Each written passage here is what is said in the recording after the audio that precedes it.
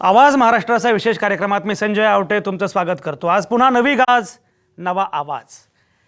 शेतकऱ्यांचा संप आता सुरूच आहे आणखी आणि एखादा वणवा पेटावा तशा पद्धतीनं सगळ्या गोष्टी घडतायत। खरं म्हणजे ते हिंसक आंदोलन किंवा हिंसक वळण लागतं आहे त्याच्याबद्दल चिंता व्यक्त होते, हे सगळं बरोबर आहे। पण त्याहीपेक्षा सगळ्यात महत्त्वाच्या गोष्टी ज्या आहेत ज्याचा विचार करणं अत्यंत महत्त्वाचं आहे। म्हणजे एकतर शेतकऱ्यांनी या प्रकारे हिंसक वळण आंदोलनाला देऊ नये हे बरोबर आहे आणि शेतकरी आता बऱ्यापैकी त्यांनी ते ऐकलेलं आहे, मानलेलं आहे। पण तरीसुद्धा शेतकरी अस्वस्थ आहेत, शेतकरी संतप्त आहेत आणि त्यांना असं वाटतंय की एवढ्या गंभीर गोष्टी घडतायत आणि तरीसुद्धा सरकारला मात्र अजिबातच काही जाणीव नाही आहे किंवा त्या पद्धतीनं ज्या प्रकारे प्रतिक्रिया व्यक्त व्हायला पाहिजे सरकारकडून तशी व्यक्त होत नाही आहे। शेतकऱ्यांची आता नुकतीच बैठक झाली आणि त्या बैठकीमध्ये आंदोलन आणखी वाढवायचा असा निर्णय शेतकऱ्यांनी घेतलेला आहे। म्हणजे जरी मुख्यमंत्री देवेंद्र फडणवीस यांनी शेतकऱ्यांना आवाहन केलं असलं चर्चेचं, तरीसुद्धा शेतकऱ्यांनी मात्र असं ठरवलं आहे की महाराष्ट्र बंद असेल किंवा बाकीच्या काही त्याचं सगळं नियोजन त्यांनी केलेलं आहे की काय पद्धतीनं पुढं जायचं आणि हे आंदोलन एकूण तीव्र करत न्यायचं। मला स्वतःला असं वाटतं की शेतकरी नेते आहेत त्यांच्याशी आपण बऱ्यापैकी बोललेलो आहोत। शेतकरी नेते काय म्हणतात त्यांची भूमिका आपण लक्षात घेतलेली आहे। स्वाभिमानी शेतकरी संघटनेचे नेते आणि प्रवक्ते काय म्हणतात तेही आपण बघितलेलं आहे। सरकार काय म्हणते तेही आपण बघितलेलं आहे। पण प्रत्यक्ष शेतकरी काय विचार करतो आहे ते समजणं फारच महत्त्वाचं आहे। कारण शेतकऱ्याच्या मनात नक्की काय आहे हे समजल्याशिवाय या आंदोलनामागची भूमिका लक्षात येणार नाही।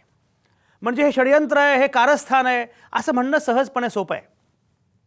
पण मुळामध्ये ज्यांनी हे षडयंत्र केलं, ज्यांनी हे कारस्थान रचलं असं म्हटलं जातं ते काँग्रेस आणि राष्ट्रवादी काँग्रेस हे पक्ष यांची सध्या महाराष्ट्रातली अवस्था जर बघितली तर ते इतके दुबळे, असहाय्य, अशक्त असे पक्ष आहेत की त्यांनी ठरवून सुद्धा एखादं कारस्थान या पद्धतीनं मोठं होईल असं अजिबात शक्य नाही आहे। त्यामुळे केवळ कोणीतरी विरोधी पक्षांनी फूस लावली म्हणून हे घडतं आहे असं म्हणून चालणार नाही, क्रमांक एक। दुसरं म्हणजे दूध तुम्ही रस्त्यावर सांडता आहात, फेकता आहात, भाजीपाला फेकता आहात, अन्नाची नासाडी दिसते आहे वगैरे, हे सगळं म्हणणं फार सोपं आहे। त्या पद्धतीनं शेतकऱ्याने जाऊ नये हे बरोबर आहे। पण मुळामध्ये शेतकऱ्यांवर ही वेळ का येते याचा विचार करावा लागणार आहे। त्यामुळे हा एक भाग आहे। कर्जमाफीच्या अनुषंगाने हे अगदी खरं आहे की कर्जमाफीच्या संदर्भामध्ये आपल्याकडे फार भावनिक उमाळ्यानं बोललं जातं। कर्जमाफी हा मुद्दा केवळ भावनिक नाही, तो आर्थिक पण आहे आणि त्याची एकूण व्यवहार्यतासुद्धा तपासणं आवश्यक आहे। याच्यामध्ये काही शंका नाही, मुख्यमंत्री जे म्हणतात ते बरोबर आहे। पण मुळामध्ये कर्जमाफी सरसकट नाही, पण अगदी गरजू शेतकरी जे आहेत किंवा जे असहाय्य शेतकरी आहेत त्यांना कर्जमाफी देता येणं शक्य, त्या प्रकारचं काही धोरण आखता येणं शक्य आहे। म्हणजे शाश्वत शेतीच्या अनुषंगाने आम्ही चाललेलो आहोत असं कायम भाजपचे प्रवक्ते, सरकारचे प्रवक्ते सांगत असतात आणि ते बरोबर आहे की दीर्घकालीन लढाई फार महत्त्वाची आहे, जखमेवरची केवळ मलमपट्टी करून चालणार नाही, हे अगदी बरोबर आहे। पण आता थेटपणे जे दिसतं आहे त्याच्यावर काहीतरी उपाययोजना करावी लागणारच आहे। म्हणजे शेतकरी रोज आत्महत्या करतो आहे, हे सगळं जे घडतं आहे त्याच्यावर तुम्हाला काहीतरी करावं लागणार आहे। तात्कालिक उपायसुद्धा तेवढेच महत्त्वाचे आहेत, शाश्वत शेतीचा मुद्दा कितीही महत्त्वाचा असला तरीसुद्धा। त्यामुळे याच्या अनुषंगाने काही होतं आहे का हे पण त्याचवेळी बघणं अत्यंत महत्त्वाचं आहे। त्याचवेळी हमीभावाच्या संदर्भामध्ये म्हणजे हमीभाव हा अतिशय महत्त्वाचा भाग आहे आणि शेतकरी आंदोलन प्रामुख्यानं हमीभावाच्या मुद्द्यावर आहे की आम्हाला हमीभाव मिळत नाही, त्याच्याबद्दल ठोसपणे काहीतरी बोलणं अतिशय महत्त्वाचं आहे। हा तिसरा भाग आहे। आणि सगळ्यात महत्त्वाचं म्हणजे स्वामीनाथन समितीच्या शिफारशी लागू करा आणि आम्ही लागू करू असं भाजपनं जाहीर केलं होतं निवडणुकीपूर्वी। आता मात्र त्या संदर्भामध्ये भाजपचं केवळ मौन नाही तर प्रसंगी भाजपचे प्रवक्ते असं म्हणतायत की या प्रकारच्या शिफारशी लागू करू असं आम्ही मुळामध्ये आश्वासन दिलेलंच नव्हतं। हे जे सुरू आहे म्हणजे मुळात काय आहे की एक तर सरकारला गांभीर्य आहे असं जाणवलं पाहिजे, हा एक मुद्दा आहे। दुसरा भाग असा आहे की भाजपचे प्रवक्ते, मग ते माधव भंडारी असतील, ते असं म्हणाले की शेतकऱ्यांच्या संपानं काही फरक पडणार नाही। गणेश हाके याच वाहिनीवर बोलताना जे काही म्हणाले ते आपण बघितले की हे केवळ षडयंत्र आहे, हे कारस्थान आहे। मुळामध्ये या सगळ्या आंदोलनाला गंभीरपणे घेतलं जात आहे का हा पण मुद्दा फार महत्त्वाचा आहे। कारण परिस्थिती हाताळणं हा मुद्दा तेवढाच महत्त्वाचा असतो। याचा अर्थ आंदोलकांचे सगळे मुद्दे 100% बरोबर असतील असं नाही, व्यवहार्य असतील असं नाही। सत्तेमध्ये असणाऱ्या लोकांसाठी किंवा सत्ताधीश जे कोणी आहे, सरकार ज्या कोणाचं आहे, त्यांना हे सगळे मुद्दे भावनिकदृष्ट्या कितीही बरोबर असले तरी लगेच अंमलात आणता येतील असंही नाही। पण मुळामध्ये इच्छाशक्ती, आम्हाला काहीतरी करायचं आहे, आम्हाला काहीतरी करावंसं वाटतं या अनुषंगाने गेलं पाहिजे. एक फक्त महत्त्वाचा भाग याच्यामध्ये नोंदवला पाहिजे, तो असा आहे की याचा अर्थ हे सरकार चूक आहे आणि अगोदरची सरकारं बरोबर होती असं शेतकऱ्यांचं सुद्धा म्हणणं नाही. कारण अगोदरच्या सरकारांची शेतीबद्दलची भूमिका काय आहे, म्हणजे आम्हाला शेतीतलं कळतं वगैरे असे असे सगळे काँग्रेस राष्ट्रवादीचे नेते काहीही म्हणत असले तरी काँग्रेस राष्ट्रवादीच्या कालावधीमध्ये जेव्हा त्यांचं सरकार सत्तेमध्ये होतं तेव्हा काय झालं हे पण आपण बघितलंय. शेतीविषयक धोरण या सरकारांचं काहीही नव्हतं किंवा जे होतं ते अगदीच तोकडं होतं हे सिद्धच झालेलं आहे. त्यामुळे त्यांनी काय केलं आणि यांनी काय केलं हा मुद्दाच नाही आहे. पण आता जेव्हा जनतेनं लोकांनी ठरवलं आहे की आता या सरकारला आम्ही निवडून दिलेलं आहे, त्यामुळे या सरकारची जबाबदारी आहे अगोदर 15 वर्ष काय झालं 60 वर्ष काय झालं याच्यात बोलण्यामध्ये या सरकारनं वेळ घालवू नये, प्रत्यक्ष कृती केली पाहिजे, एवढा महत्त्वाचा मुद्दा आहे. शेतकऱ्यांचा संप आता या वळणावर असताना मुख्यमंत्र्यांनी आवाहन केलेलं आहे चर्चेचं, तरीसुद्धा शेतकऱ्यांची जी बैठक झाली आहे त्या बैठकीमध्ये आंदोलन आणखी तीव्र करायचं असा निर्धार झालेला आहे. अण्णा हजारेंनी जाहीर केलं आहे की मी शेतकऱ्यांशी बोलेन, शेतकऱ्यांच्या वतीने बोलेन वगैरे वगैरे. अण्णा हजारेंचं नेतृत्व शेतकरी स्वीकारतील का हा वेगळा भाग आहे. पण ज्या पद्धतीने किसान क्रांती मोर्चा ज्या प्रकारे त्याचा आवाज बुलंद होतो आहे त्याच्यामध्ये, आणि समजा ते भावनिक अगदी काही पातळीवर जरी गेलं असलं तरी मुळामध्ये तो उद्रेक का झाला, या पद्धतीचा भावनिक उद्रेक का झाला हे पण समजून घेण्याची आवश्यकता आहे. आणि म्हणून आज मी असं ठरवलं की आज शेतकरी नेते त्या अर्थानं असणार नाहीत, आज प्रामुख्यानं असतील शेतकरी. आणि म्हणून आजचा विषय फार महत्त्वाचा आहे. आजचा विषय आहे काय आहे शेतकऱ्यांच्या मनात.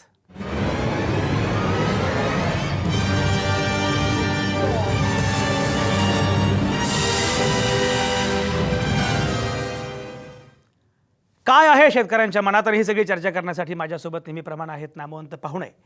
शिरीष बोराळकर भाजपचे प्रवक्ते आहेत, ते आपल्यासोबत असणार आहेत. त्या औरंगाबादमधून शिरीष बोराळकर असतील. राजू बोडके हे नाशिकमधून आपल्यासोबत असणार आहेत. खंडू बोडके हेही नाशिकमधून आपल्यासोबत असणार आहेत, शेतकरीच आहेत. बाळासाहेब पाटील हे शेतकरी आहेत, ते कोल्हापूरमधून आपल्यासोबत असणार आहेत. निलेश गायकवाड हे पुण्यातून आपल्यासोबत असणार आहेत, खरं म्हणजे उद्योजक आहेत, पण त्यांना मी आज मुद्दाम बोलवलं आहे, एक शेतकरी म्हणून बोलवलेलं आहे. वैशाली नागवडे या तिथेच आहेत, त्या महानंदच्या माजी चेअरमन आहेत. आणि यावेळचा मुद्दा प्रामुख्यानं दुधाशी निगडीत असल्यामुळे वैशाली नागवडे यांना मी मुद्दाम बोलवलं आहे की नक्की शेतकऱ्यांचं म्हणणं काय आहे, दुधाच्या अनुषंगानं शेतकरी एवढा सचिंत आणि गंभीर का आहे. वैशाली नागवडे आपल्यासोबत आहेत. या सगळ्याच नामवंतांच्यासोबत आपल्याला चर्चा सुरू करायची आहे आणि अगदी सुरुवातीला मला जायचं आहे वैशाली नागवडे यांच्याकडे.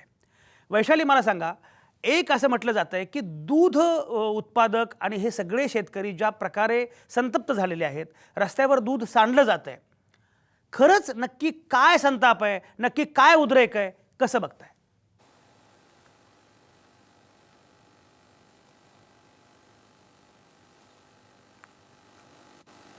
हा वैशाली बोला, तुम्हाला माझा आवाज ऐकू येतोय?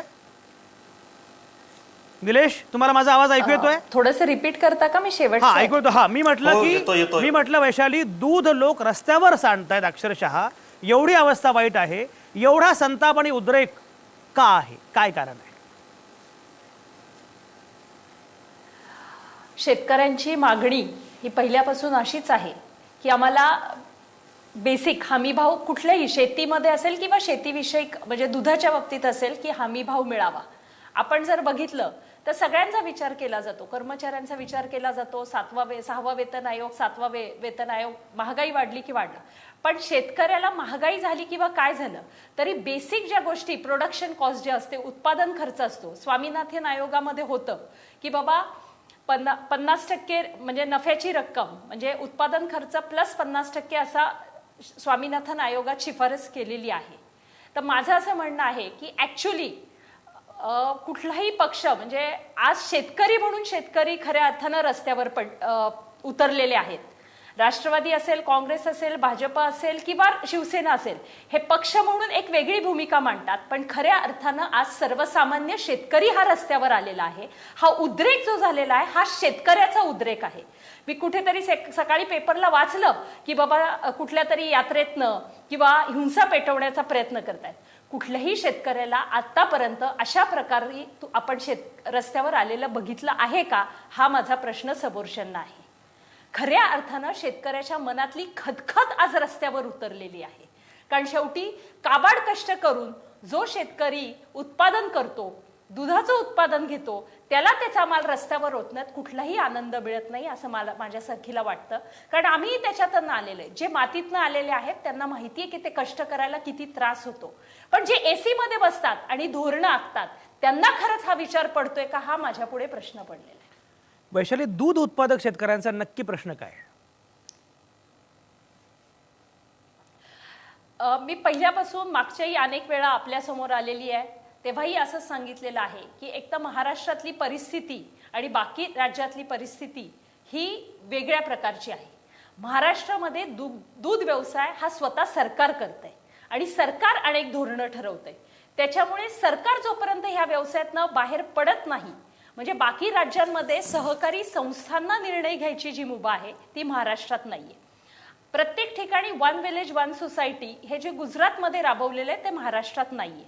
आणि इथे हमी भाव जो आहे, माझं म्हणणं आहे 1 लिटरचं कॉस्टिंग काढा तुम्ही आणि शेतकऱ्याला जे कष्ट पडतात, लेबर कॉस्टचा विचार शेतकऱ्याचा हा कधी कुठलंही सरकार कोणाचंही असो पण आपल्याला करण्याची वेळ आलेली आहे. उत्पादन खर्च प्लस तो दिवसभर काबाड कष्ट करतो. एखादा माणूस दुकानात नोकरीला असेल, गव्हर्नमेंटमध्ये नोकरीला असेल, IT मध्ये नोकरीला असेल तर त्याचं दिवसभराचा तो जो वेळ देतो त्याचं कॉस्टिंग होतं. शेतकऱ्याचं हे कॉस्टिंग होतंय का हा मेन प्रश्न आहे. आणि मुळात त्याचं उत्पादन खर्चच निघत नाही तर त्याच्या लेबर कॉस्टचा विषय येतच नाही. त्याच्यामुळे माझी एक सरकारला विनंती आहे ह्या आपल्या माध्यमातून की अभ्यास करणं, प्रत्येक गोष्टीत अभ्यास करणं, हे न करता वेळेला निर्णय घेणं महत्वाचं आहे. आज शेतकरीचा जो उद्रेक झालेला आहे आणि रस्त्यावर, त्याचं कारण असं आहे की त्याच्या भावनांशी खेळायचा प्रयत्न करतायत असं मला वाटतं. तुम्ही जर बघितलं मधल्या काळात अनेक नेत्यांनी वक्तव्य केली, माधव भंडारेंनी केलं, सोशल मीडियावर मी वाचतीये. तर माझं म्हणणं आहे शेतकऱ्याच्या भावनेशी खेळू नका. अगदी वैशाली नागवडे मुद्दा पोहोचला. निलेश गायकवाड, कॅप्टन निलेश गायकवाड, तुम्ही आता उद्योजक आहात पण मुळात शेतकरी आहात. एक मला सांगा की आता वैशालींनी उल्लेख केला की भावनेशी खेळू नका. एक अशी पण चर्चा आहे, अशी पण टीका होते आहे की शेतकऱ्यांचं आंदोलन हा केवळ भावनेचा मुद्दा झालेला आहे आणि प्रत्यक्ष व्यवहार्य काय आहे त्याचा विचार शेतकरी नेत्यांना पण पडलेला आहे. आणि तो विसर पडल्यामुळे शेतकऱ्यांचं आंदोलन हे तीव्र होतं आहे पण ते सोल्युशनच्या दिशेनं जात नाही. याच्यामध्ये खरंच तुम्हाला असं वाटतं का की शेतकऱ्यांची सुद्धा काही चूक आहे? नाही, यामध्ये शेतकऱ्यांची चूक नाहीये. याच्यामधला खरा मुद्दा जर बघितला तर आतापर्यंत जातीच्या राजकारणावरून, धर्माच्या राजकारणावरून आतापर्यंत अनेक गट तट एकत्र आलेत, अनेक उद्रेक झालेत.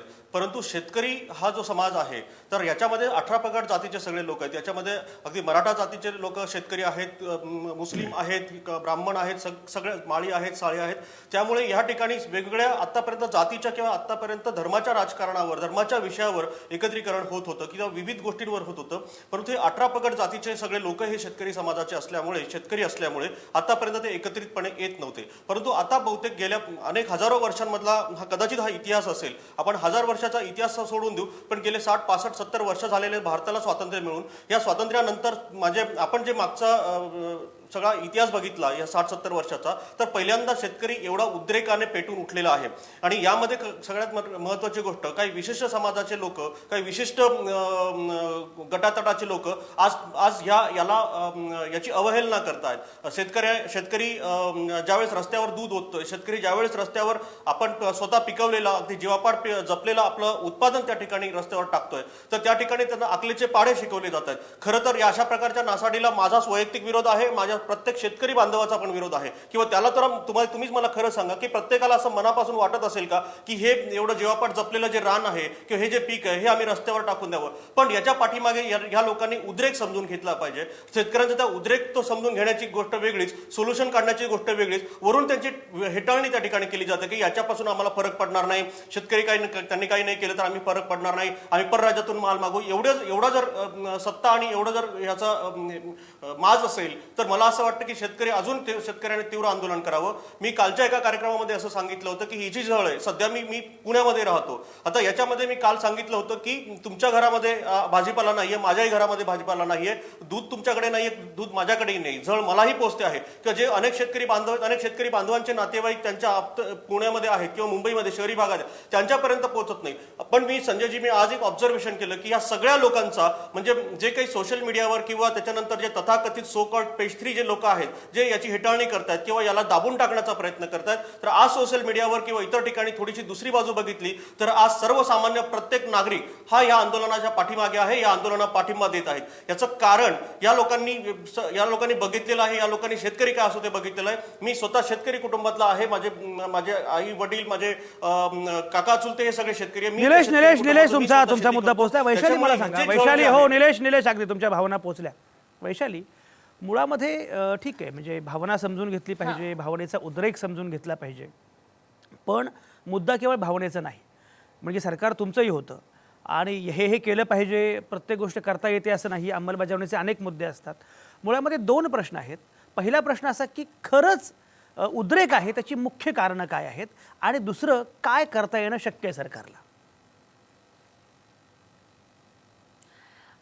हे बघा, इथून मागेही आंदोलनं झाली, आमचंही सरकार होतं तेव्हाही आंदोलनं झाली, पण व्यवहारी मार्ग, आपण जसं म्हणताय भावनेचा आणि व्यवहाराचा एकत्रितपणे मार्ग काढला तर त्याच्यात मार्ग निघू शकतो. परंतु प्रत्येक गोष्टीत अभ्यास करतो आणि कुठेतरी प्रत्येक नेता काहीतरी उलटं बोलतो. ठीक आहे, बाकी जाऊ द्या. वैशाली माझा मुद्दा काय, ऐका वैशाली, ते जाऊ द्या. उद्रेकाची कारणं काय, उपाय काय, थेट सांगा. उद्रेकाची मार्ग अशी आहेत की हमीभाव हा प्रश्न सगळ्यात महत्वाचा आहे आणि त्याच्यासाठी एकत्रित बसून त्याचं इम्प्लिमेंटेशन आणि अंमलबजावणी कशी करायला पाहिजे ह्याच्यासाठी एकत्रित सगळ्या नेत्यांनी बसून, मग सरकारमधले असतील, विरोधी पक्ष असतील किंवा शेतकरी संघटनेचे लोक असतील आणि काही शेतकरी प्रातिनिधिक स्वरूपात, कारण कुठलंही धोरण ठरवताना मला असं वाटतं की जो मला अनुभव आहे, एक फील्डवरचा अनुभव आणि एक महानंची चेअरमन म्हणून आलेला अनुभव, जोपर्यंत फील्डवरच्या लोकांना आपण त्या पॉलिसी मॅटरमध्ये कन्सिडर करत नाही तोपर्यंत तिथे केबिनमध्ये बसून ऍक्च्युअली लोकांना काय सहन करावं लागतं ते आपल्याला कळत नाही. त्याच्यामुळे अशा प्रकारची एखादी समिती एकत्रित केली, काही विरोधी पक्षांचे नेते असतील त्याच्यात, काही सरकारमधले असतील, काही शेतकरी असतील, आणि त्याच्यातून भावना आणि व्यवहार हा एकत्रितपणे कसं लोकांसाठी आणि स्पेसिफिकली गरीब शेतकऱ्यासाठी मार्ग निघेल हे सरकारने विचार करण्याची गरज आहे. हे सगळे मुद्दे अतिशय महत्त्वाचे आहेत, ही चर्चा आपण करत राहू. आणि कर्जमाफी, बरोबर, सगळ्यात महत्वाचा सगळ्यात विषय कर्जमाफीचा विषय. माझं असं म्हणणं आहे की आपण म्हणालात की तुम्ही सरकारमध्ये होता, आदरणीय पवार साहेबांनी कृषी मंत्री असताना 70,000 कोटी शेतकऱ्यासाठी माफ केले. आज उत्तर प्रदेशमध्ये जर सरकार माफ करू शकतं, मग तिकडचं सरकार वेगळं आहे, इकडचं सरकार वेगळ्या धोरणांवर चालतं का, असाही माझ्या पुढे प्रश्न पडलेला आहे. शेवटी मार्ग काढायचा, हे बघा, where there is a will there is a way. त्याच्यामुळे मार्ग काढायचा, बरोबर आहे, मार्ग काढायचा सुद्धा त्याला व्यवहार्य मुद्दा असावा लागतो. आणि मुळामध्ये आपण हे पण लक्षात घेतलं पाहिजे, जी आकडेवारी सांगितली मुख्यमंत्र्यांनी, की जर कर्जमाफी द्यायची असेल तर काय काय तरतुदी कराव्या लागतील, किती खर्च होईल आणि तेवढं राज्याचं उत्पन्न आहे का, हा पण मुद्दा फार महत्त्वाचा आहे. ही सगळी चर्चा आपण करत राहू, तुम्ही कुठेच जाऊ नका. आता या क्षणी मी घेतोय एक छोटासा ब्रेक.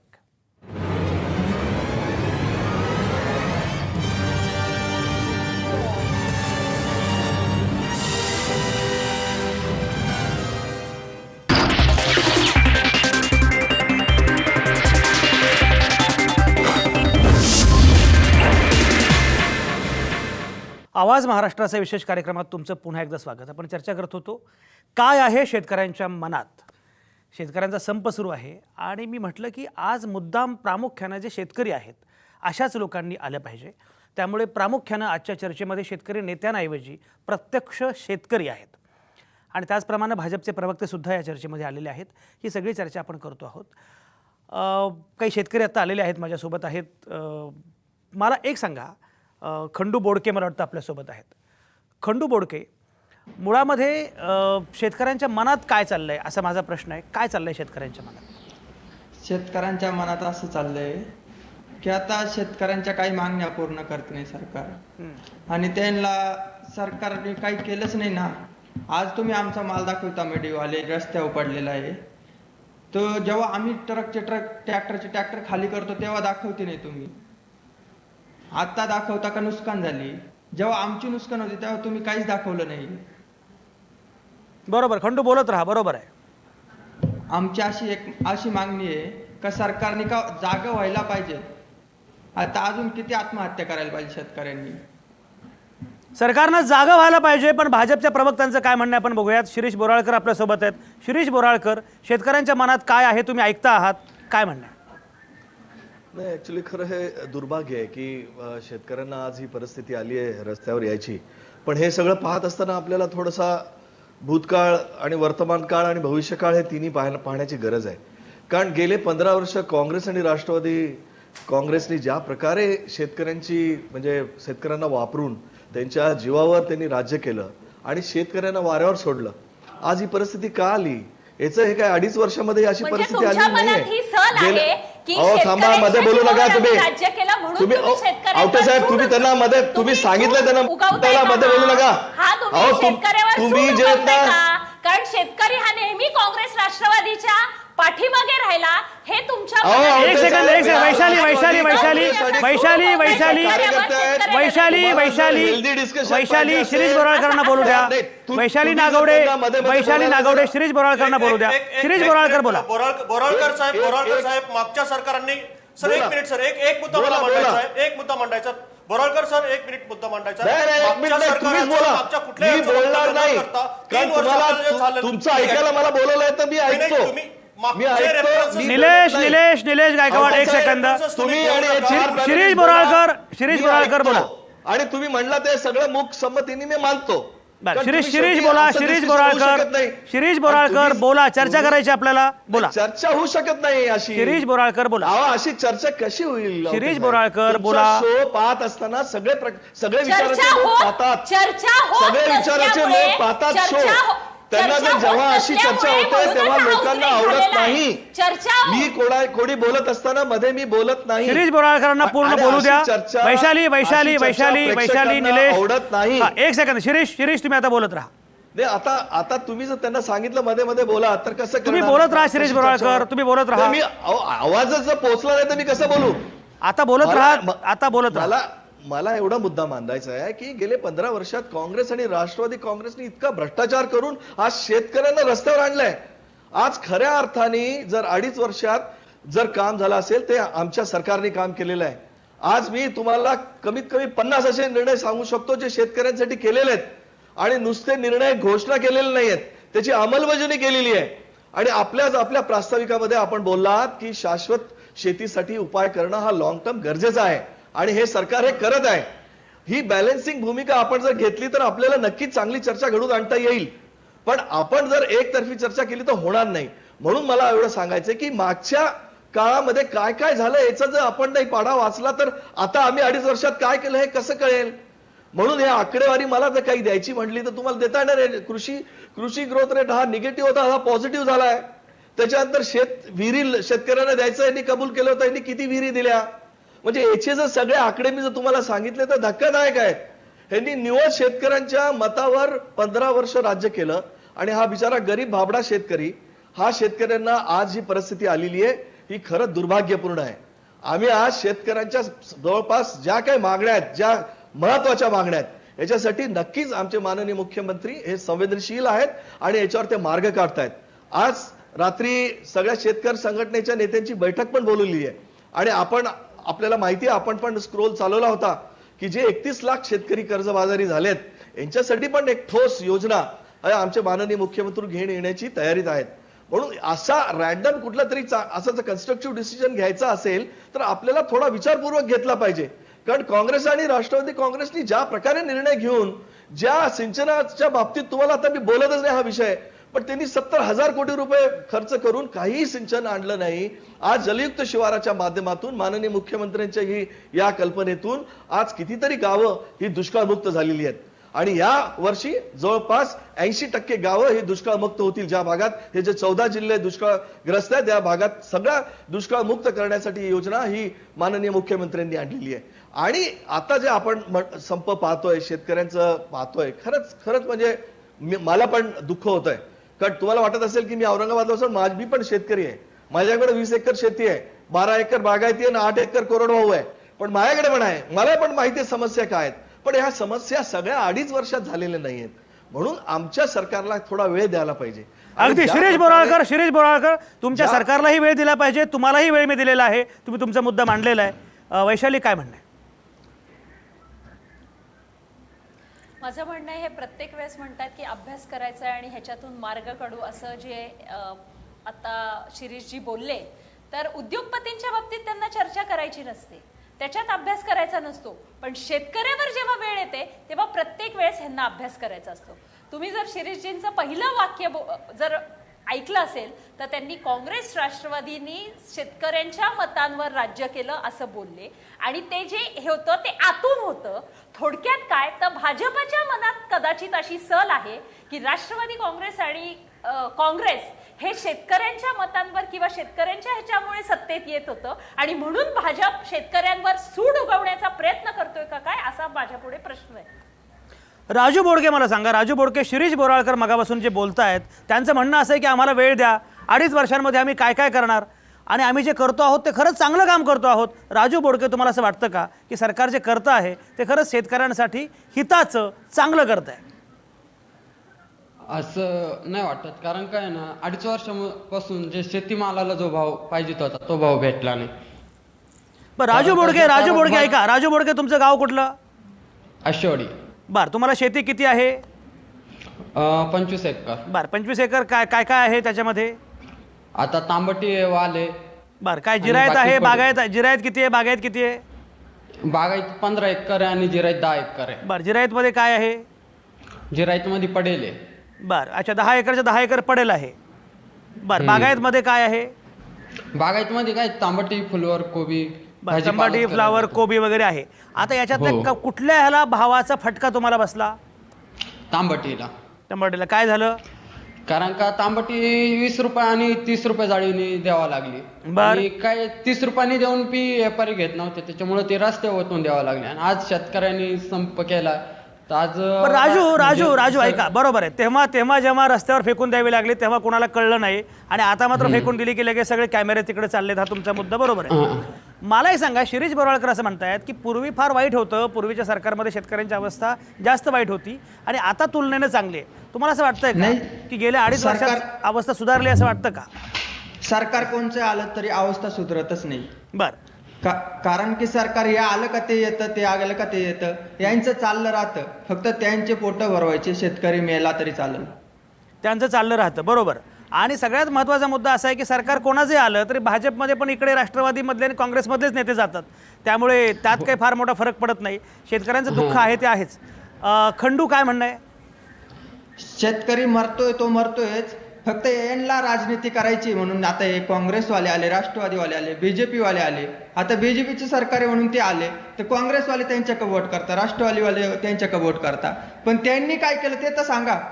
त्यांच्या काळात शेतकऱ्यांनी आत्महत्या केल्या, बीजेपीच्या काळात तेच चालू आहे. बरोबर. कोणीच शेतकऱ्याची काळजी आता मलाही घेतलीच सांगा, नाही बरोबर आहे आतापर्यंत. खंडू, आता मला सांगा या सरकारकडनं, कारण आपल्याला हे माहिती आहे काँग्रेस राष्ट्रवादीने काय चुका केल्या ते आपल्याला माहिती आहे, त्याची शिक्षा त्यांना मिळाली, ते घरी बसले, हे सगळं आपण बघितलंय. आता हे जे सरकार आहे या सरकारकडनं आपल्या अपेक्षा काय आहेत, काय करायला पाहिजे यांनी? यांनी आमच्या मागण्या पूर्ण करावा, शेतकऱ्याच्या पिकाला हमी भाव मिळवून द्यावा, एवढीच मागणी. आणि हा, बोला. कर्जमाफी करावा. कर्जमाफी करावी. बरं, आता शिरीष बोराळकर मला सांगा की या 2 मागण्या आहेत, एक लक्षात घ्या, यातलं कोणी राजकीय नेता नाही, शेतकरी आहेत, ते सांगतायत की काँग्रेसनं राष्ट्रवादीनं काय केलं ते आम्ही बघितलं, हे सगळं राजकारणच यांनी केलं. ज्या दुधाच्या भावाबद्दल आता काँग्रेस राष्ट्रवादीवाले बोलतायत त्या सगळ्या दूध संघांवर कोण लोक होते, त्यामुळे या सगळ्यामध्ये काँग्रेस राष्ट्रवादीचे नेते जबाबदार आहेतच. तो एक वेगळ्या चर्चेचा विषय आहे, तो सोडून द्या. आत्ताचा मुद्दा यांचा असा आहे की आम्हाला हमी भाव आणि कर्जमाफी, आता हे 2 मुद्दे जे आहेत त्याच्यावर भाजपची सरकारची भूमिका काय शिरीष बोराळकर? नाही, कर्जमाफी आम्ही कर्जमाफीच्या बाजूने आहोत असं आम्ही पहिल्यापासून म्हणतोय. आम्हाला असं वाटतं की जे अल्पभूधारक आहे आणि जे दुष्काळग्रस्त शेतकरी आहेत त्यांचं कर्ज माफ झालं पाहिजे. पण ते कसं झालं पाहिजे, त्याची सिस्टीम काय आहे, त्याचे एक इकॉनॉमिक्स कसं केलं पाहिजे, या दृष्टीने गंभीरपणे चर्चा चालू आहे. आता चर्चा चालू आहे ना, असं वाटतं की चर्चा चालू आहे असं म्हणलं म्हणजे लगेच 2 दिवसामध्ये याचा निर्णय झाला पाहिजे, असा रॅन्डम असा डिसिजन घेता येत नसतो. म्हणून मुख्यमंत्री स्वतः याच्यात लक्ष घालून जे 31 लाख अल्पभूधारक आहेत यांचे कर्ज माफ होण्याच्या दृष्टीने आमचं सकारात्मक पाऊल आहे. म्हणून हा एक त्याचा कर्जमाफीचा जो होता मुद्दा तो आम्ही नक्कीच या काही काळामध्ये आम्ही नक्कीच त्याला तडीस नेणार आहोत. शिरीष बोराळकर ऐका, शिरीष बोराळकर तुम्हाला तोडून विचारतो. याचं कारण असं आहे की तुम्ही असं म्हणता आहात की कर्जमाफीबद्दल आम्ही अनुकूल आहोत, पण मुख्यमंत्र्यांचं विधान, रावसाहेब दानवेंचं विधान, या दोघांची विधानं जर बघितली की कर्जमाफी केल्यानंतर शेतकरी आत्महत्या करणार नाही याची हमी द्या, असं जाहीर विधान आहे, ऑन रेकॉर्ड विधान आहे. त्या विधानामुळे असा समज झाला शेतकऱ्यांचा की तुमची ती इच्छाच नाही आहे, तुम्हाला ते करायचं नाही. नाही नाही, तुमचं म्हणणं म्हणजे असं त्यांचा गैरसमज झाला असेल तर मला माहित नाही. पण आमची कधीच अशी भावना नव्हती की जे दुष्काळग्रस्त आणि अल्पभूधारक शेतकरी आहेत त्यांना काहीतरी रिलीफ मिळाला पाहिजे. आज आपल्याला माहिती की जवळपास 1,32,00,000 हे शेतकरी कर्ज उचलणारे शेतकरी आहेत. याच्यातले जवळपास 90,00,000 हे शेतकरी नियमित कर्ज भरतात. आणि असे काही कर्जदार आहेत जे आपण आता 31,00,000 म्हणतोय, हे कर्जदार यांच्यावर आपल्याला काहीतरी रिलीफ काढणं पाहिजे. ह्यासाठी सरकार सकारात्मक पाऊल टाकत आहे. दुसरी गोष्ट, आपण जे म्हणतो की भाव मिळाला पाहिजे, याच्यासाठी पण मुख्यमंत्र्यांनी एक भूमिका घेतली आहे की शेतकरी संघटनेचे नेते आणि सरकार याची एक समन्वय समिती आपण करूया. सगळ्या विषयावर आपण चर्चा करू, कसा भाव वाढून देता येईल यासाठी आपण चर्चा करून आपण ठरवूया. म्हणजे इतकं सकारात्मक पाऊल आतापर्यंत मागच्या कुठल्याही सरकारने केलेलं नव्हतं. अनेक आंदोलनं मागच्या सरकारच्या वेळेस पण झालेली आणि ती कशी मोडून काढले, कशी पाठीचे साल शेतकऱ्यांचे काढले हे आपण पाहिलंय. आमच्या ह्या शेतकऱ्यांच्या या प्रश्नावर आमचे राज्य सदाभाऊ खोत हे शेतावर जाऊन यांनी हे शेतकऱ्यांची चर्चा केली. म्हणजे अशा प्रकारची भावना असलेलं सरकार, शेतकऱ्यांसाठी काम करणारं सरकार, ह्याच्यासाठी जर आपण ह्यांना जर मुद्दामून काहीतरी शिरीष बोराळकर तुमचा मुद्दा पोहोचलाय. शिरीष बोराळकर तुमचा मुद्दा पोहोचला. शेतकरी बिचारे कधीही उग्र आंदोलन करणार नाहीत. शेतकऱ्यांना आपल्या शेतीत पीक कसं चांगलं येईल हेच त्यांना उद्देश असतो. पण आता आपण जे आंदोलन पाहतो, जे उग्र होत चाललेले आहे, याच्यामध्ये काही पक्षांच्या टोळ्या कार्यकर्ते हे काम करतायत हे आपल्याला पण माहिती आहे. माननीय कृषी तज्ज्ञ आणि कृषी माजी मंत्री शरद पवार साहेबांनी पण सांगितलं की या आंदोलन आमचे कार्यकर्ते याच्यात सामील आहेत. याच्यावरून आपल्याला सगळा एक अंदाज येतो की या आंदोलनाला कुठेतरी राजकीय वळण लावण्याचा, हिंसक वळण लावण्याचा काही राजकीय पक्ष प्रयत्न करतायत. म्हणून माझी विनंती आहे, जे बिचारे छोटे शेतकरी आहेत, भाजीपाला पिकवणारे शेतकरी आहेत, दूध उत्पादक शेतकरी आहेत, ह्यांनी कृपया संपाचं हे न उघडता आपण सरकारशी चर्चा करावी. शिरीष बोराळकर तुमचा मुद्दा पोहोचला. शिरीष बोराळकर मुद्दा पोहोचलाय. शिरीष बोला. वैशाली ताई ज्या बोलत होत्या, ज्या महानंदाच्या चेअरमन आहेत म्हणून तुम्ही मगाशी सांगितलं, त्यांना म्हणा दुधाचा भाव तुम्ही वाढून का नाही देत सगळ्यांना? तुम्ही बोललात, ऐकून घ्या. दूध संघ जे आहेत हे कोणाकडे आहेत? काँग्रेस राष्ट्रवादीकडे आहेत. त्यांना तुम्ही 19, 20, 21, 22 रुपये शेतकऱ्यांना तुम्ही लिटर दूध देता आणि मुंबईमध्ये 80, 70, 80 रुपये लिटरनी विकता. का त्यांना 40 रुपये करत नाही? सरकारचं कुठलंही बंधन नाहीये वाढून भाव देण्यासाठी. हे सगळं सरकारवर ढकलतायत. दुधाचा भाव कंट्रोल, फक्त मिनिमम भाव हा सर्वसामान्य नागरिकांना परवडेल असा ठेवलाय. जास्त भाव देण्यासाठी कोणी रोखलेलं नाहीये. म्हणून काँग्रेस राष्ट्रवादीनी शेतकऱ्यांना जर 50 रुपये लिटर भाव दिला तर काय प्रॉब्लेम आहे? शिरीष मुद्दा पोहोचला. शिरीष बोराळकर मुद्दा पोहोचलाय. वैशाली नागवडे. सर, एकतर शिरीषजींना मी सांगू इच्छिते की मी महानंदची माजी चेअरमन आहे. आत्ताचे चेअरमन हे भाजपच्या चेअरमन आहे आणि त्याच्यामुळे शिरीषजींनी हे माहिती करून घ्यावं की कुठल्या संघावर कोण आत्ता सिटिंग चेअरमन आहे. दुसरं, त्यांनी पवार साहेबांचं नाव घेतलं. आदरणीय पवार साहेबांचं नाव जर आपण घेत असाल तर आदरणीय पवार साहेबांच्या काही गोष्टी आपण मागे जा आणि ऐका की पवार साहेबांनी 70,000 कोटी रुपये शेतकऱ्यांसाठी माफ करण्याचं धाडस फक्त पवार साहेबच करू शकतात. त्याच्यामुळे आपले नेते काय म्हणतात, मुख्यमंत्र्यांपासून दानवेंपासून तर काल माधव भंडारी असतील, हे अनेक लोक शेतकऱ्यांच्या बाबतीत काय भूमिका मांडतात हे आपणच रोज टीव्हीवर बघतोय, आपल्या चॅनलच्या माध्यमातून बघतोय, अनेक चॅनल. आपण असं सांगितलं की पवार साहेब स्वतः म्हटले की आमची लोक सामील आहेत. आमचा शेतकऱ्याला पाठिंबा आहे, कर्जमाफीसाठी आहे आणि शेतकऱ्याला हमी भाव मिळावा याच्यासाठी कालही पाठिंबा आहे, आजही आहे आणि उद्याही असणार आहे. त्याच्यामुळे आपण जे पवार साहेबांचं नाव घेऊन विनाकारण राजकारण या शेतकऱ्यांच्या बाबतीत आणताय ते आणू नये. आमचा पाठिंबा हा शेतकऱ्यांसाठी असणार आहे आणि आम्ही जर कदाचित फील्डवर असलो तर आम्ही वैशाली मुद्दा पोहोचलाय. शिरीष मी तुमच्याकडे येतो. वैशाली मुद्दा पोहोचलाय. शिरीष मी तुमच्याकडे येतो. पण खंडू मला सांगा की मुळामध्ये ठीक आहे, सगळेच पक्ष राजकारण करतात, हा मुद्दा वेगळा आहे. पण शेतकऱ्यांचा संप जो आहे त्याला कोणाची तरी फूस आहे असं जे म्हटलं जातं आहे. शेतकऱ्याला खरंच एवढं कळत नाही का की आपल्याला कोणीतरी फूस लावतं आहे आणि म्हणून तो आला रस्त्यावर? हे जे शिरीष बोराळकर म्हणतायत, खंडू काय म्हणणं आहे? नाही, आम्हाला कोणाचाही पाठिंबा नाही आहे आणि आम्ही एवढे वेडे पण नाही आहे का तुमचं आमचं ऐकून आंदोलन करायचं. आता परिस्थितीच तशी आहे का आंदोलन करायची पाळी आली आणि अतिशय उग्र आंदोलन होणार आहे आता. खंडू मुद्दा पोहोचलाय. शिरीष बोला. नाही, ऍक्च्युली त्यांच्या भावनाशी मी खरंच खूप कदर करतो. आता खूप अति झालंय, शेतकऱ्यांना एवढा त्रास झालाय 50 वर्ष आणि त्यांचं आता सहनशीलता संपली आहे, मान्य करतो. पण आम्ही तुमच्या सगळ्या प्रश्नाचे उत्तर काढण्यासाठी ते आम्ही बांधिलकी आहोत. आम्हाला थोडा तर वेळ द्या, आमच्याशी चर्चा करा, चर्चेतून सगळे मार्ग निघतील, हे आमची भूमिका आहे. उग्र आंदोलन करून अल्पभूधारक जे शेतकरी आहेत, बिचारे छोटे शेतकरी आहेत, ह्यांना वेटीज न धरता आज ते बिचारे, आता पावसाळा आलेला आहे, आता 7 तारखेला पाऊस पडणार आहे, 6 तारखेलाच येणार आहे. पण हे येत असताना आपण जर आता ह्या आंदोलनामध्ये राहिलो तर आपलं परत 1 वर्ष वाया जाईल, 6 महिने वाया जातील. म्हणून मला ह्या सगळ्या तुमच्या भावनिक विषयावर मला तुमच्याशी आम्ही सहमत आहोत. पण ह्या सगळ्या आपल्याला चर्चा करत असताना आपण चर्चेद्वारेच हे सगळं विषय मिटतील असं मला वाटतं. आणि आता वैशालीताई ज्या बोलल्या की 70,000, मी हे माननीय शरद पवार साहेबांचं हे मी कोट मी टीव्हीवरच्या न्यूजवरून केलेलं आहे आणि हे मी सिद्ध करू शकतो. हे माझे म्हणजे मनातून आलेले हे उद्गार नाहीत. नंबर 2, वैशालीताई ज्या बोलतायत, वैशालीताईंनी सांगितलं की 70,000 कोटी त्यांनी कर्ज माफ केलं. ताई मला सांगाल का ते कर्ज शेतकरी कुठे आहेत आता?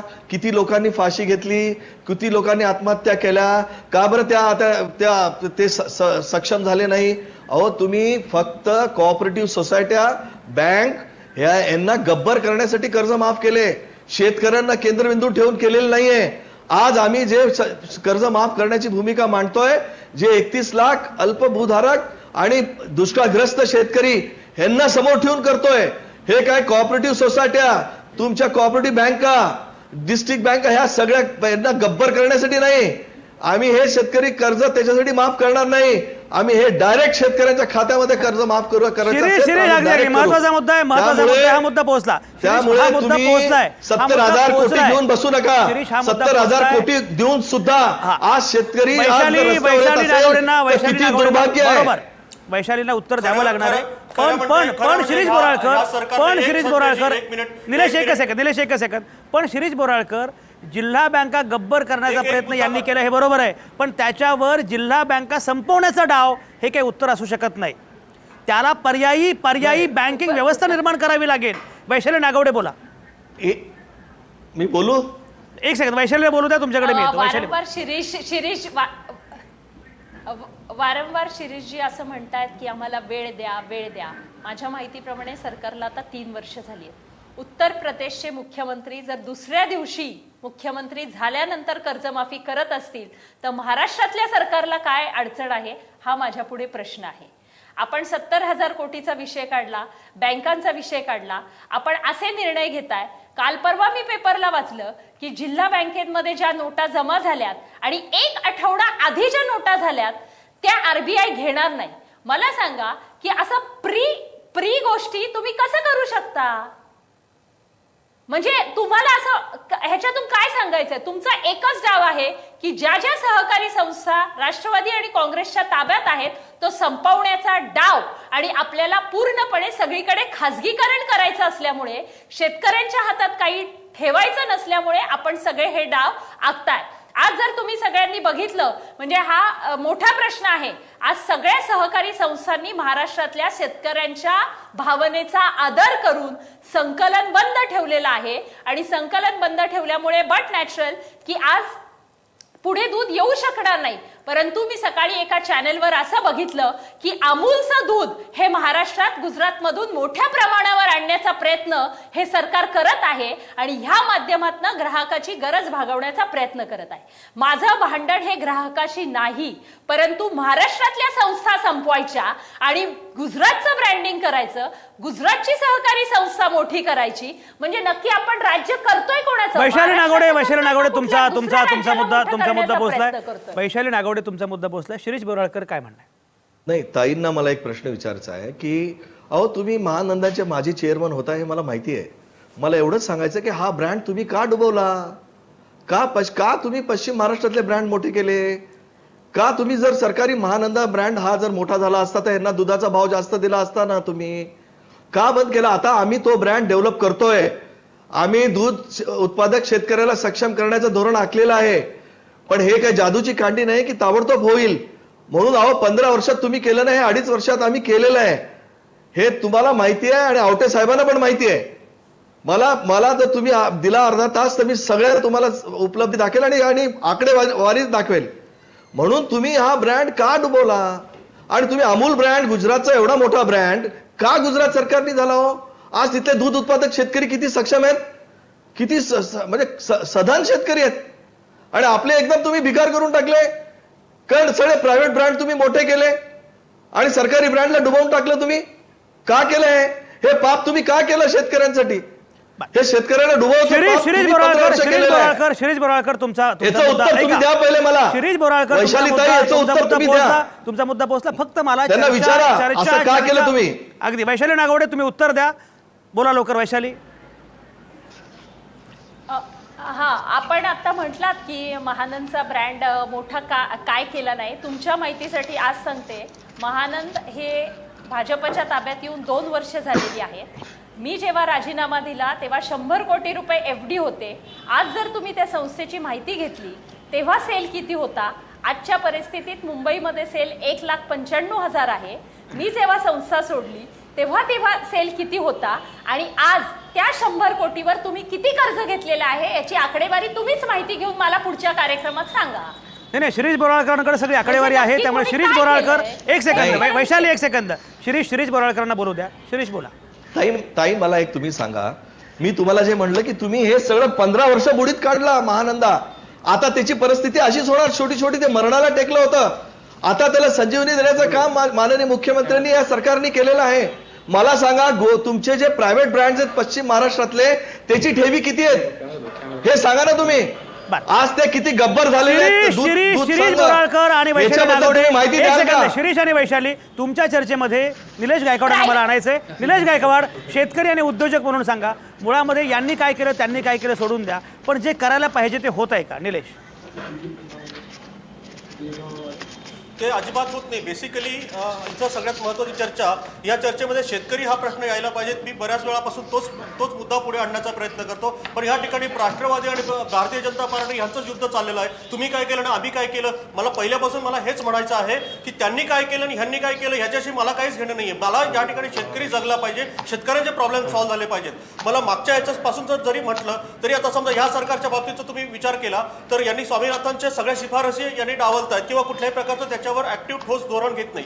वरून शिवाय भूमी अधिग्रहण कायद्यासारखा शेतकऱ्यांना मारणारा कायदा हा पुढे आणला जातो. या सगळ्या गोष्टींची कुठेतरी हे झाली पाहिजे. या गोष्टींवर चर्चा झाली पाहिजे. तर या ठिकाणी पुन्हा राजकारण इथं या ठिकाणी आलेलं. या ठिकाणी आम्ही 3 शेतकरी या ठिकाणी आहेत. आता बाळासाहेब पाटील पण या ठिकाणी बसलेले आहेत. मला असं वाटतं ते पण शेतकरी असावेत. तर संजयजी, तुम्ही तुमच्या हातात कंट्रोल आहेत. तुम्ही या ठिकाणी राष्ट्रवादी, भारतीय जनता पार्टी, काँग्रेस या सगळ्या गोष्टी बाजूला करून शेतकरी, आता शिरीषजी असं म्हणतात की मी स्वतः शेतकरी आहे. पण स्वतः शेतकरी असून सुद्धा त्यांना शेतकऱ्यांच्या नीट बाजू फक्त आता व्हायला काय लागलंय की भारतीय जनता पार्टीच्या सगळ्या नेत्यांची वक्तव्य त्या ठिकाणी शेतकऱ्यांच्या विरोधात यायला लागलेली आहेत. आणि म्हणून त्या ठिकाणी जपून ते म्हणतात की मी शेतकरी आहे. त्यांना आता शेतकरी असल्याचं त्यांना कळवळा येतोय. मी शेतकरी आहे, मग माझ्याकडे 20 एकर, ह्या सगळ्या गोष्टी चाललेल्या आहेत.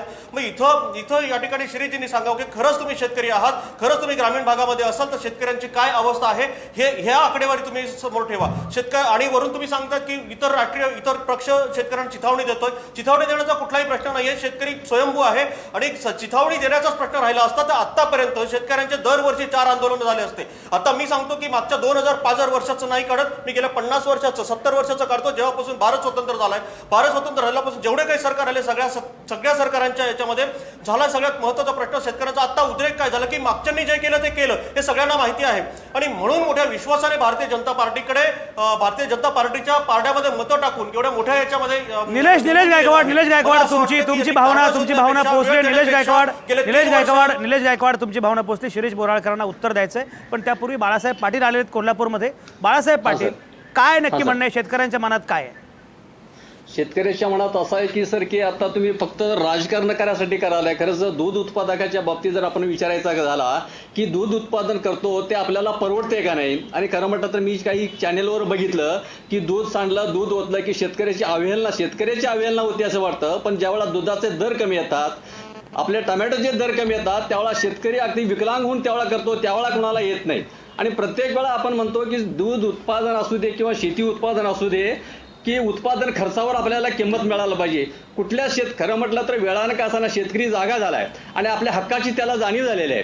ही जाणीव अशासाठी की याच्या पूर्वीचा आपला शेतकरी फक्त शेती आणि घर बघत होता, पण आता सुशिक्षित शेतकरी झाला आहे आणि त्याच्या हक्काची त्याला जाणीव झाल्या. आणि मला माहिती आहे की आमच्या भाऊ बहिणी आमच्या बाहेरच्या पुणे मुंबईसारख्या ठिकाणी काम करतात, तिथं त्यांना दुधाची आवश्यकता असते, भाजीची आवश्यकता असते, आम्ही ते पिकवतो.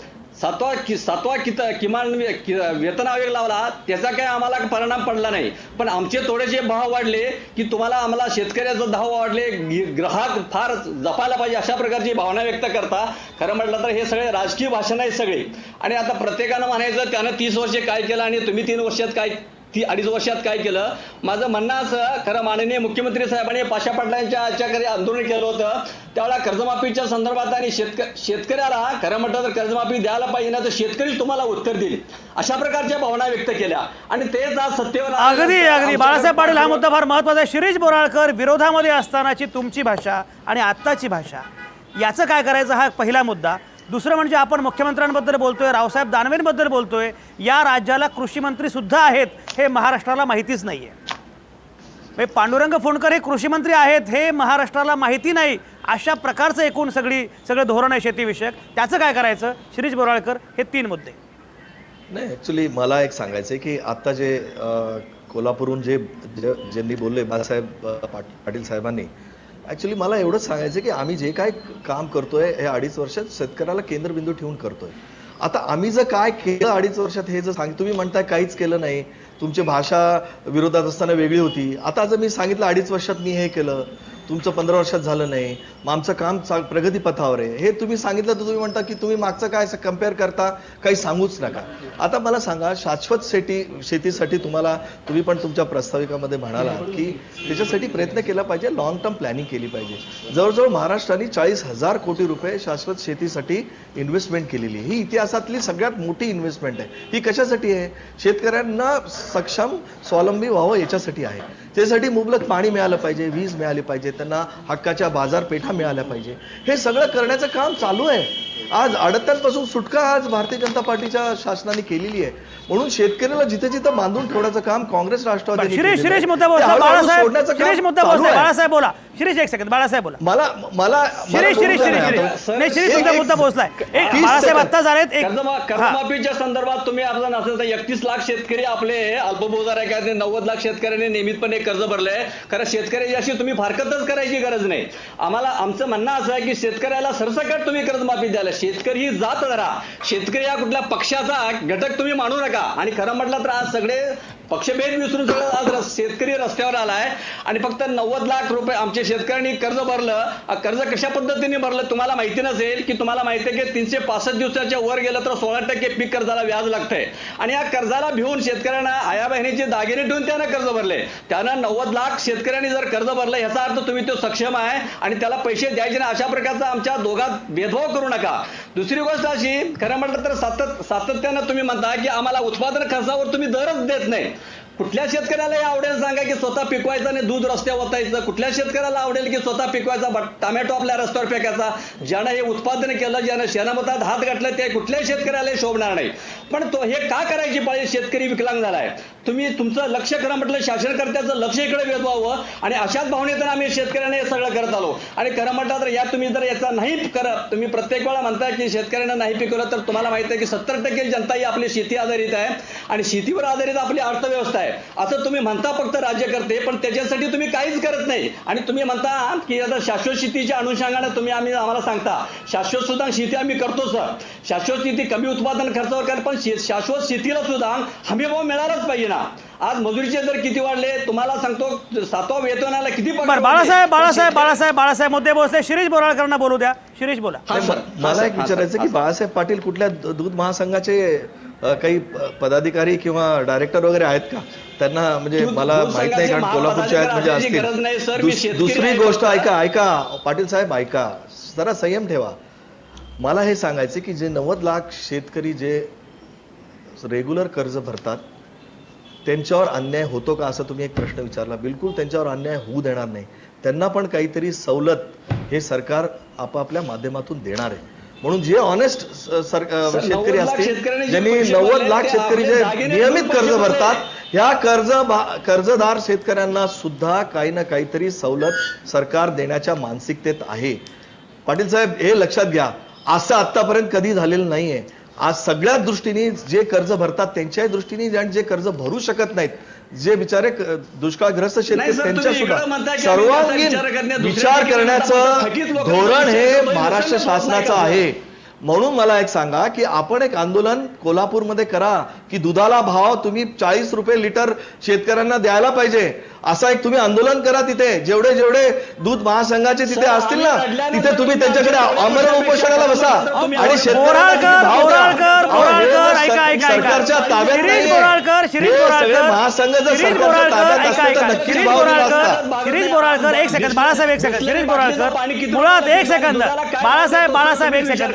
बाळासाहेब एक सेकंद. शिरीष बोराळकर, मुळात कोणी फूस लावली आणि चिथावणी दिली म्हणून शेतकरी आंदोलन करत नाहीत, हे आपण लक्षात घेतलं पाहिजे. तुम्ही आता फूस लावली म्हणून त्यांनी उद्या आंदोलन केलं. शेतकऱ्याला स्वयंप्रज्ञ शेतकरी आहे, त्याच्या बुद्धीचा तुम्ही अवमान करू नका. त्यानं आंदोलन काय करावं त्याला कळतं ना. सर ऐका सर, माझ्या मंडळाला विपर्यास्त घेऊ नका.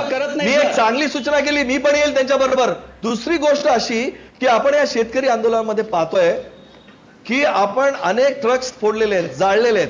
मग हे काही शेतकरी करणार नाहीयेत, याच्यात कुठतरी बॅड एलिमेंट्स घुसलेले आहेत, हे मला सांगायचं आहे. याच्यामध्ये शेतकरी असं कधी शिरीष बोराळकर मुद्दा पोहोचलाय. बाळासाहेब तुम्हाला एक सेकंद. बाळासाहेब तुम्हाला फूस लावली. शिरीष तुम्हाला फूस, बाळासाहेब तुम्हाला फूस लावली आहे म्हणून आंदोलन करताय, असं होतंय का? एखाद्या गावात एखादा चोरीचा असतो म्हणून ते गाव चोरी म्हणता येणार नाही तुम्हाला. एखादा चोरटे करता म्हणून त्याला गावाला तुम्ही बदनाम कसं ठरवू शकता सर? खंडूला काहीतरी बोलायचं. खंडू बोला पटकन. हे आता असं होता फूस लावली, ते फूस बीस काही लावली नाही. एकच शेतकऱ्याने आंदोलन करत तर सगळे शेतकरी आंदोलन करताय. तर बरं तुम्ही का आता शिरीष बोराळकर ते असं म्हणताय, त्यांचा शब्द अर्थ असा आहे की कोणी फूस लावली नाही पण तुमच्या अपेक्षांचं फूस झालेलं आहे, त्याच्यामुळे गडबड झाली आहे. मी म्हणतोय त्यांना हे मी चांगले जे शेतकरी जे स्वाभिमानी आहेत त्यांच्याबद्दल बोलत नाहीये. शेतकरी जाळपोळ करणार नाहीत, शेतकरी ट्रक शेतकरी तुम्ही ठपका ठेवू नका. शेतकरी संयमाने आताच त्यांच्या नेत्यांनी सांगितलेलं आहे की आम्ही यांना समर्थन करणार नाही अशा गोष्टींना. म्हणून मी अशा एलिमेंट्स बद्दल बोलतोय, शेतकऱ्यांबद्दल नाही. शेतकरी हा स्वाभिमानी आहे आणि त्याचा मान सन्मान हा ठेवलाच पाहिजे. आणि शिरीष तुमचा मुद्दा पोहोचला. वैशाली नागवडेंना काहीतरी बोलायचंय. वैशाली पटकन बोला, माझा वेळ संपलाय. माझी विनंती आहे शिरीषजींना, तुम्ही चिडीला जाऊ नका, पण शेतकऱ्यांचा भावनेचा आदर करून आपण काहीतरी एक चांगला व्यवहारी मार्ग शेतकऱ्यांसाठी काढावा. कारण ज्या पद्धतीनं आपण सारखं पार्टीवर येत आहे, माझं असं म्हणणं आहे इथले बसलेले सगळे 5ही जण जे खालचे आहेत, मी जरी कुठल्या संस्थेची माझी चेअरमन असले तरी मूळ शेतकरी असल्यामुळे मी स्वतः माझ्याकडे म्हणजे शेती आहे, मी स्वतः फील्डवर काम करते. त्याच्यामुळे माझी तुम्हाला एक तर विनंती राहील, आपण बँकेचा विषय बोलला साहेब, आपल्याला माहिती आहे की जिल्हा बँकेमध्ये ज्या नोटा जमा झालेल्या आहेत नोटाबंदीनंतर, त्या अजूनही कोर्टाने निर्णय घेतल्यानंतर सुद्धा RBIने जमा करून घेतलेल्या नाही आहेत. ह्याचा इनडायरेक्टली तोटा हा शेतकऱ्याचा सुद्धा होणार आहे. कारण जिल्हा बँका जर डबघाईला आल्या तर शेतकऱ्याचं नुकसान होणार आहे. पीक पुरवठा किंवा कर्ज पुरवठा ही सगळी चर्चा महत्वाची. माझा वेळ संपलाय. बाळासाहेब पटकन बोला. वैशाली मुद्दा पोहोचलाय. बाळासाहेब बोला. बँकेला शेतकरी तुम्ही काय कर्ज मतं दिली आहेत. उद्या वैशाली मुद्दा पोहोचलाय. वैशाली, बाळासाहेब बोला पटकन. खऱ्या अर्थाने मॅडम, जे माझं म्हणणं असं आहे की कर्जमाफी देत असताना तुम्ही कुठल्या बँकेसाठी कर्जमाफी दिली असं म्हणण्यापेक्षा जे माफी द्यायची आहे तो तुम्हाला झटकन द्या आणि सगळे पैसे आमच्या बँकेच्या अकाउंट जमा करा. म्हणजे त्यात अपार होणार नाही किंवा कुठल्या बँकेला मदत केली असं होणार नाही. मी तिन्ही शेतकरी बघते, गायकवाड बघतीये मी, तर हे शेतकरी आहेत, हे कुठल्या पक्षाचे कार्यकर्ते नाही आहेत. आताही आपण बोलताना फार चिडीला जात आहे, त्याच्यामुळे चिडीला न जाता शांतपणे, जसे आपण म्हणजे नेहमीच असं म्हणलं जातं की आपले मुख्यमंत्री पूर्वी जोरजोरात बोलायचे, आताही विरोधी पक्ष म्हणूनच बोलतायत की काय असं विधानसभेत वाटतंय. त्याच्यामुळे आपण सरकारमध्ये आहात, आपण सगळ्यांचे निर्णय घेणार आहात, आपण पॉलिसी डिसिजन बरं, ही सगळी चर्चा पोहोचली. शिरीष बोराळकर, 30 सेकंदांमध्ये समारोप करा. माझा वेळ अक्षरशः संपलाय, पुढे गेलेला आहे. बोला. ताईंना सांगायचं की मी चिडलेलो नाहीये. काही मुद्दे तुम्ही पक्षाला धरून तुम्ही बोललात म्हणून मी बोललो. शेतकऱ्यांच्या भावना ज्या तीव्र आहेत त्याच्याशी आम्ही सहमत. ठीक आहे शिरीष बोराळकर, तुम्ही भावनांशी त्याच्याशी सहमत काही- आहात, तुम्ही भावनांशी सहमत आहात. माझा वेळ संपलाय. सगळ्याच नामवंतांचे अतिशय मनापासून आभार. पुन्हा भेटूया उद्या संध्याकाळी 7 वाजता. तुमच्या आतल्या आवाजासह पाहत आणि ऐकत रहा आवाज महाराष्ट्राचा.